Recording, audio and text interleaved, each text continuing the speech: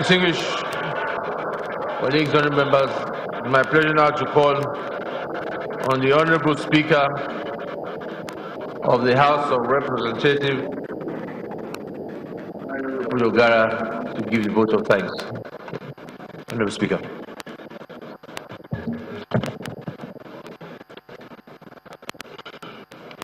His Excellency the President, Muhammadu Buhari, GCFR, President and Commander-in-Chief of the Armed Forces of the Federal Republic of Nigeria, Vice President of the Federal Republic of Nigeria, Excellency Professor Yomi Osibanjo, GCON, SAN,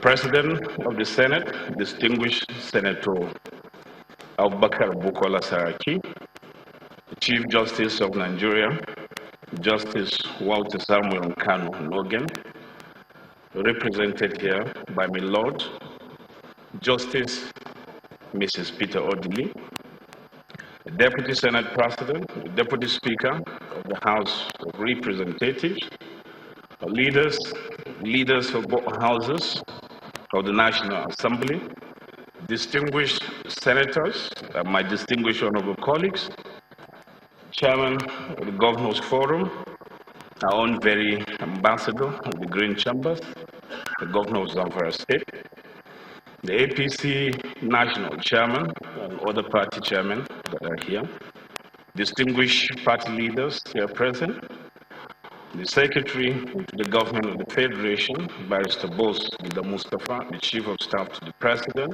Head of the Service of the Federation, the Honorable Ministers here present, the Clerk to the National Assembly, and the Deputy Clerk to the National Assembly, members of the Diplomatic Corps, special advisors to Mr. President, National Assembly Board and House of Representatives, Senate and House of Representatives, the CPN Governor, heads of MDS, the heads of other of security agencies, the Clerk of both Senate, the House of Representatives, National Assembly management staff, invited guests, gentlemen of the press, ladies and gentlemen.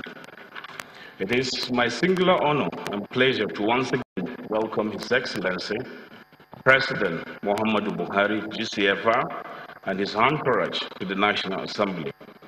Your Excellencies, my job at this ceremony is clearly defined, and that is to deliver the vote of thanks, and I will do that without wasting our time. Therefore, permit me, on behalf of the National Assembly, to formally and specifically thank Mr. President, the Commander-in-Chief of the Nigerian Armed Forces, for competently and graciously fulfilling his constitutional obligation of presenting the estimates of receipts and expenditure proposed for the next financial year for the Federal Republic of Nigeria to the National Assembly. I recognize that the Constitution in Section 5 vests executive authority of the Federation in Mr. President, but with an admonition to carry out this function in consultation with the Vice President and his cabinet. It is as a result that I must also thank the Vice President, His Excellency Professor Yomi Osibanjo, GCON, and all ministers, particularly the Honorable Minister of Budgets and National Planning, Senator Doma, and the Honorable Minister of Finance, Mrs. Kemi Adesho. Your Excellencies, permit me to single out the newly appointed Secretary of Government of the Federation, Barrister Boss Mustafa, who only yesterday,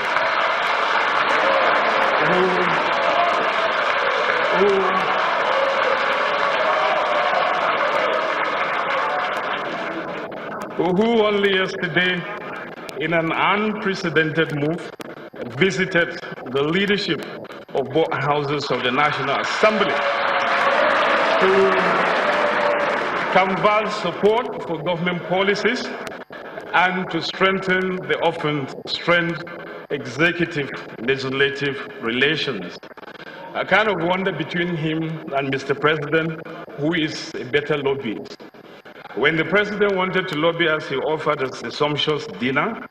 But in his own case, we had to do the reverse, to offer him a sumptuous lunch for him to lobby us.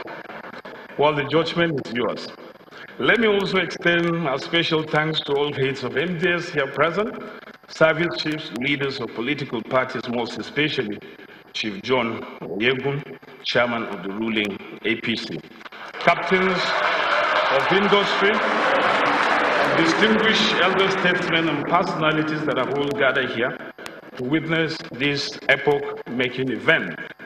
It is important to note that if the ceremony is smooth and efficient, the credit must go to the clerk to the National Assembly, Mr. Ataba Sani Omolori, and the entire bureaucracy of the National Assembly and all those that provided support services, including the media, security agencies, and other unseen hands.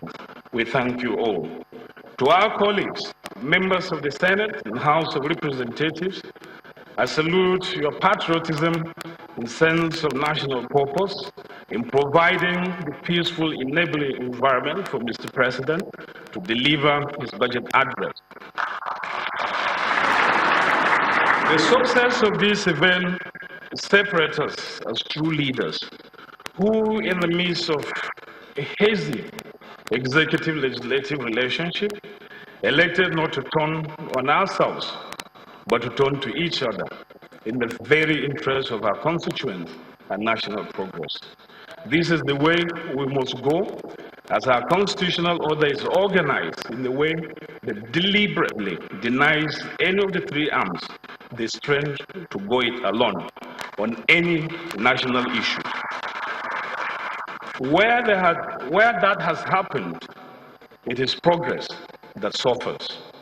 That reminds us of the adage that says, if you want to go fast, go alone.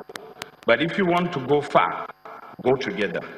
Examples abound on how fast, but not far, the executive have gone on some national issues where they have decided to go it alone.